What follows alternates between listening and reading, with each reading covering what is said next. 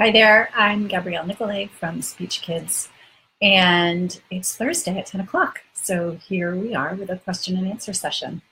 I had a question last week while I was away that was super interesting, and I ended up starting a conversation with the people who were eating in the restaurant next to us, which I sometimes do, especially when they have adorable children with them. And this baby was 5 months old, and just a gorgeous little creature, very chubby and cute and smiling. And I sort of leaned over and I said, "How's it going?" And Mom said, "This is fantastic, except for the nights." And I said, "Oh, what's going on? Blah, blah, blah. How much does your baby weigh?" She said, 14 pounds. I said, "Wow, big baby." And she said, "Yeah, but he needs to eat every 2 hours in the middle of the night." And I said, "Well, people say," and this is written down somewhere, that at 10 weeks or 10 pounds, babies can go a little bit longer between feedings."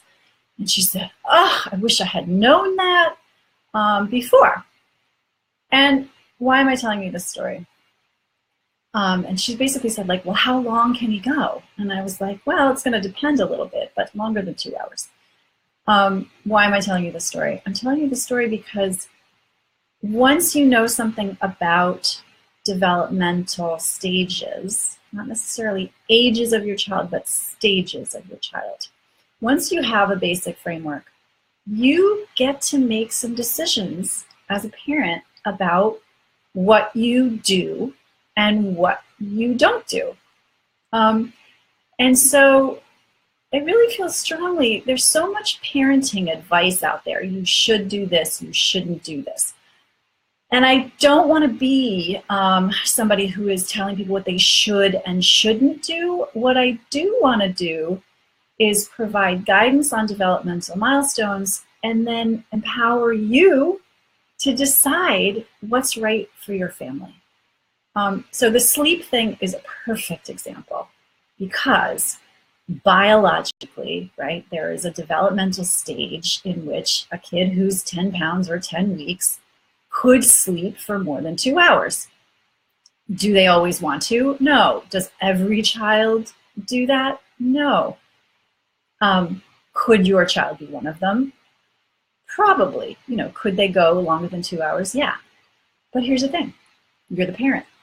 You get to decide within this developmental milestone if you are going to wake up every 2 hours to feed your baby in the middle of the night, or if you're not. And as long as you know that you're not hurting your child, right? Nobody wants to hurt their kid. Within those guidelines, you get to decide as the parent. You get to decide if your baby is going to sleep in your room or not. You get to decide how long you spend at the park today. You get to decide if you go outside when it's raining. Now, I would argue that, there are some things that, see, here I go with the shoulds again. I would argue that it's probably best for children to go outside for some period of the day. But you are the parent. You get to decide how much, how often. And I want you to feel empowered by that. Seek guidance, but go.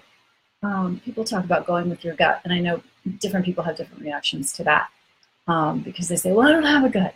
Okay, maybe not. But develop that. Understand who you're dealing with.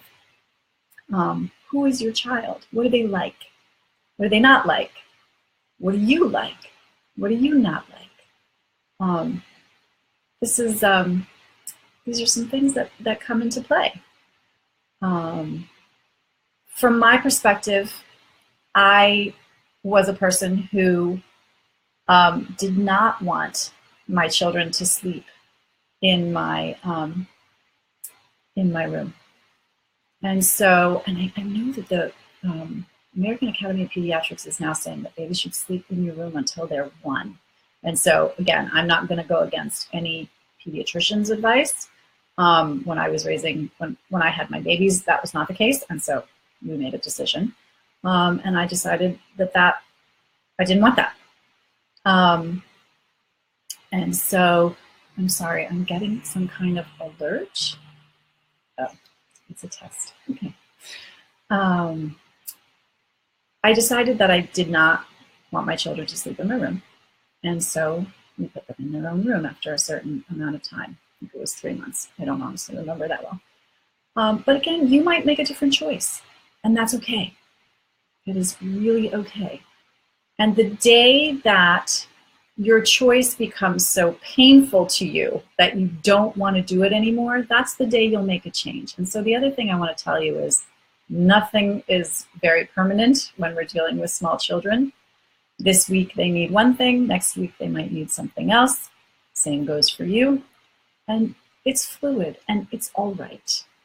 You can decide when you've reached the end of, for example, this woman's waking up every 2 hours and her baby was 5 months old.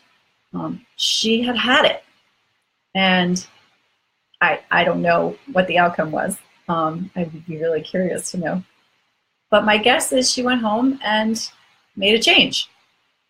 Now there are lots of, I know sleep is a big deal. There are lots of different ways, again, to sleep train, if that's what you want to call it, sleep train your child. Which is why there are probably hundreds of books on the subject, right? Different things work for different people.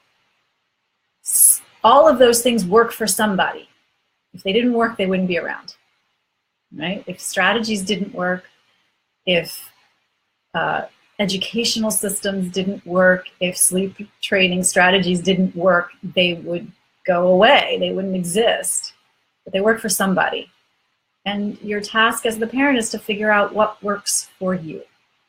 And so those are just some thoughts for the day. You get to decide. I'm going to leave it at that today, and I'll be back on Tuesday. If you've got comments, questions that you want answered next Tuesday, I'll be back at 10 o'clock. And I am more than happy to jump into to your questions. I'd love to hear your reactions to today's content or any of the other videos that I've posted. And thanks a lot. Have a great weekend.